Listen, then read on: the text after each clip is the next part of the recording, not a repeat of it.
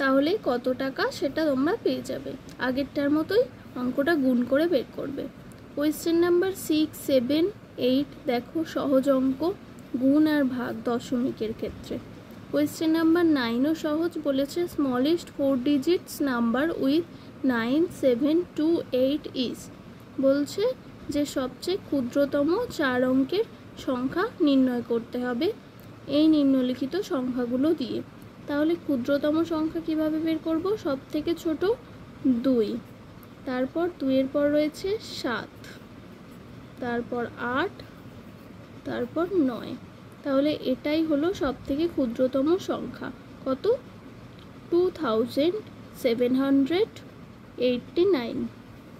Question number 10 দেখো, a ticket costs rupees 9.60, what shall I pay for 1.5 tickets. বলছে একটা টিকিটের দাম 9.60 টাকা।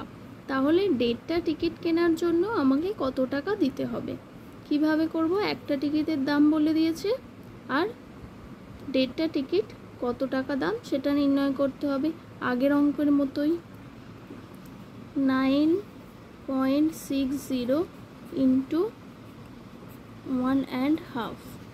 এরপর প্রথমে 9.60 যেমন আছে রেখে মিশ্র ভগ্নাংশকে অপ্রকৃত ভগ্নাংশে পরিণত করবে। 2 × 1 2 + 1 3, 3/2। এবার তোমরা কাটাকুটি করে অঙ্কের উত্তরটা বার করবে, যেটা উত্তর হবে সেটাই এখানে লিখবে। আশা করি অঙ্ক খুবই সহজ, বুঝতে পেরেছো। বুঝতে না পারলেও তোমরা আমাকে ক্লাসে জিজ্ঞাসা করো। বাই সকলকে।